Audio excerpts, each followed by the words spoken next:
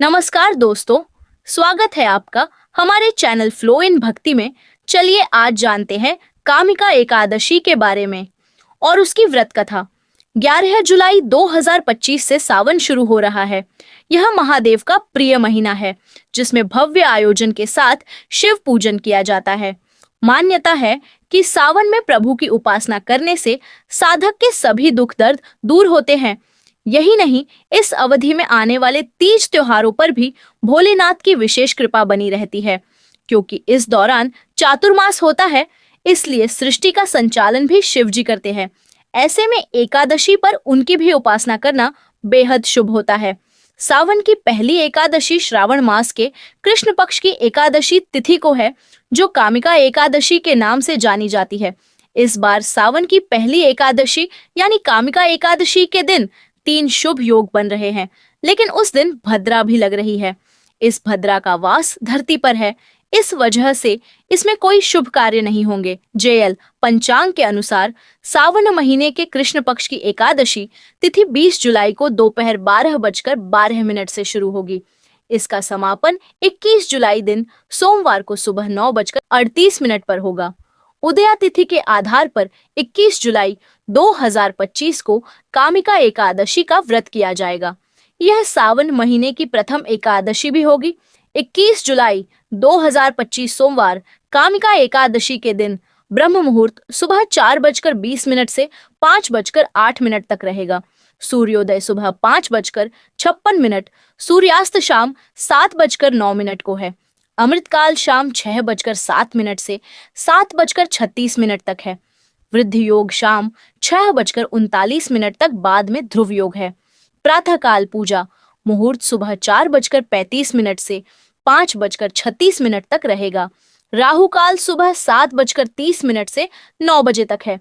द्वादशी तिथि प्रारंभ 21 जुलाई सोमवार सुबह 9:39 से, द्वादशी तिथि समाप्त 22 जुलाई मंगलवार सुबह 7:05 तक है। 22 जुलाई 2025 मंगलवार ब्रह्म मुहूर्त सुबह 4:21 से 5:09 तक है। सूर्योदय सुबह 5:57, सूर्यास्त शाम 7:09 तक है। प्रातः काल पूजा मुहूर्त सुबह 4:35 से 5:37 तक रहेगा। ध्रुव योग दोपहर 3:32 तक, बाद में व्याघात लग जाएगा। गोधूली मुहूर्त शाम 7:17 से 7:37 तक है। राहु काल दोपहर 3 बजे से 4:30 बजे तक है। हरिवासर समाप्त 21 जुलाई सोमवार दोपहर 3 बजे तक। कामिका एकादशी व्रत पारण व्रत खोलने का शुभ मुहूर्त 22 जुलाई 2025 मंगलवार सुबह 5:35 से 7:05 तक। कामिका एकादशी पारण का शुभ मुहूर्त 22 जुलाई को किया जाएगा। साधक 22 जुलाई मंगलवार को सुबह 5:35 से लेकर सुबह 7:05 तक है। इस दौरान भक्ति भाव से पूजा कर भगवान विष्णु और मां लक्ष्मी की पूजा करें। इसके बाद अन्न और धन का दान कर व्रत खोलें। कामिका एकादशी पर करें इन चीजों की दान। कामिका एकादशी पर दान का बड़ा महत्व माना जाता है। कहा जाता है कि इस शुभ दिन पर अन्न और भोजन का दान सर्वोत्तम है। कामिका एकादशी के पुण्यकारी अवसर पर नारायण सेवा संस्थान के दीनहीन, असहाय, निर्धन बच्चों को भोजन दान करने के प्रकल्प में सहयोग करके पुण्य के भागी बने। कामिका एकादशी की पूजा विधि। एकादशी के दिन सुबह ही स्नान कर ले और स्वच्छ वस्त्र धारण करें। पूजा के लिए सर्वप्रथम एक साफ चौकी पर पीला वस्त्र बिछाकर उस पर भगवान विष्णु की मूर्ति स्थापित करें। अब प्रभु को प्रणाम करते हुए पीले फूल, धूप, दीप, चंदन और नैवेद्य आदि से पूजा करें। इस दौरान तुलसी पत्र का विशेष महत्व है, इसीलिए पूजा में इसे शामिल करें। प्रभु के मंत्रों का उच्चारण करें। विष्णु सहस्त्र नाम का पाठ करें। भगवान विष्णु की आरती करें और उन्हें केसर या मखाने की खीर का भोग लगाएं। अब शाम के समय एक बार फिर भगवान विष्णु की आरती करें और फलाहार ग्रहण करें। रात में भजन कीर्तन करते हुए अगले दिन द्वादशी तिथि पर व्रत का पारण कर लें। आइए जानते हैं कामिका एकादशी कथा का महत्व। अर्जुन ने कहा, हे प्रभु, मैंने आषाढ़ माह के शुक्ल पक्ष की देवशयनी एकादशी का सविस्तार वर्णन सुना। अब आप मुझे श्रावण माह के कृष्ण पक्ष की एकादशी की कथा सुनाने की कृपा करें। इस एकादशी का नाम क्या है? इसकी विधि क्या है? इसमें किस देवता का पूजन होता है? इसका उपवास करने से मनुष्य को किस फल की प्राप्ति होती है? भगवान श्री कृष्ण ने कहा, हे श्रेष्ठ धनुर्धर, मैं श्रावण माह की पवित्र एकादशी की कथा सुनाता हूँ। ध्यान पूर्वक श्रवण करो। एक बार इस एकादशी की पावन कथा को भीष्म पितामह ने लोकहित के लिए नारद जी से कहा था। एक समय नारद जी ने कहा, हे पितामह, आज मेरी श्रावण के कृष्ण पक्ष की एकादशी की कथा सुनने की इच्छा है, अतः आप इस एकादशी की व्रत कथा विधान सहित सुनाइए। नारद जी की इच्छा को सुन पितामह भीष्म ने कहा, हे नारद जी, आपने बहुत ही सुंदर प्रस्ताव किया है। अब आप बहुत ध्यानपूर्वक इसे श्रवण कीजिए। श्रावण माह के कृष्ण पक्ष की एकादशी का नाम कामिका एकादशी है। इस एकादशी की कथा सुनने मात्र से ही वाजपेय यज्ञ के फल की प्राप्ति होती है। कामिका एकादशी के उपवास में शंख, चक्र, गदाधारी भगवान विष्णु का पूजन होता है। जो मनुष्य इस एकादशी को धूप, दीप, नैवेद्य आदि से भगवान विष्णु की पूजा करते हैं, उन्हें गंगा स्नान के फल से भी उत्तम फल की प्राप्ति होती है।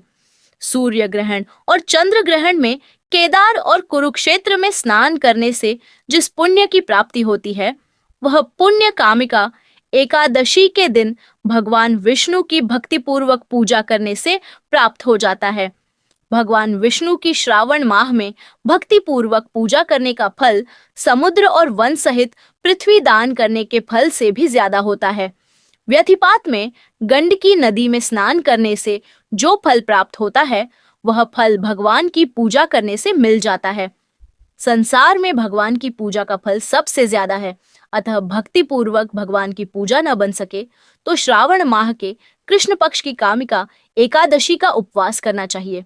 आभूषणों से युक्त बछद्दा सहित गौदान करने से जो फल प्राप्त होता है, वह फल कामिका एकादशी के उपवास से मिल जाता है। जो उत्तम द्विज श्रावण माह के कृष्ण पक्ष की कामिका एकादशी का उपवास करते हैं तथा भगवान विष्णु का पूजन करते हैं, उनसे सभी देव, नाग, किन्नर, पितृ आदि की पूजा हो जाती है। इसलिए पाप से डरने वाले व्यक्तियों को विधि विधान सहित इस उपवास को करना चाहिए। संसार सागर तथा पापों में फंसे हुए मनुष्यों को इनसे मुक्ति के लिए कामिका एकादशी का व्रत करना चाहिए। कामिका एकादशी के उपवास से भी पाप नष्ट हो जाते हैं। संसार में इससे अधिक पापों को नष्ट करने वाला कोई और उपाय नहीं है। हे नारद जी, स्वयं भगवान ने अपने मुख से कहा है कि मनुष्यों को अध्यात्म विद्या से जो फल प्राप्त होता है, उससे अधिक फल कामिका एकादशी का व्रत करने से मिल जाता है। इस उपवास के करने से मनुष्य को न यमराज के दर्शन होते हैं और न ही नरक के कष्ट भोगने पर जाते हैं।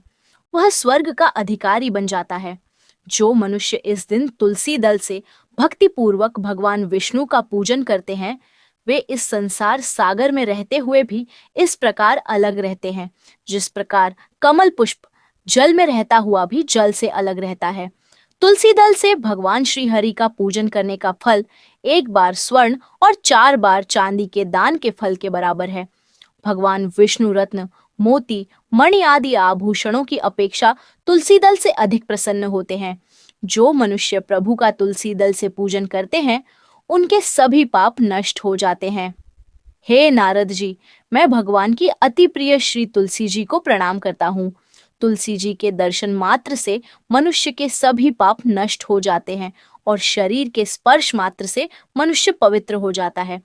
तुलसी जी को जल से स्नान कराने से मनुष्य की सभी यम यातनाएं नष्ट हो जाती हैं। जो मनुष्य तुलसी जी को भक्ति पूर्वक भगवान के श्री चरण कमलों में अर्पित करता है, उसे मुक्ति मिलती है। इस काम का एकादशी की रात्रि को जो मनुष्य जागरण करते हैं और दीप दान करते हैं, उनके पुण्यों को लिखने में चित्रगुप्त भी असमर्थ है। एकादशी के दिन जो मनुष्य भगवान के सामने दीपक जलाते हैं, उनके पितर स्वर्गलोक में अमृत का पान करते हैं। भगवान के सामने जो मनुष्य घी या तिल के तेल का दीपक जलाते हैं, उनको सूर्य लोक में भी सहस्रों दीपकों का। ये था आज का वीडियो। जानकारी अच्छी लगी हो तो वीडियो को जरूर लाइक करें और कमेंट में हरिओम जरूर लिखें। जय श्री कृष्ण।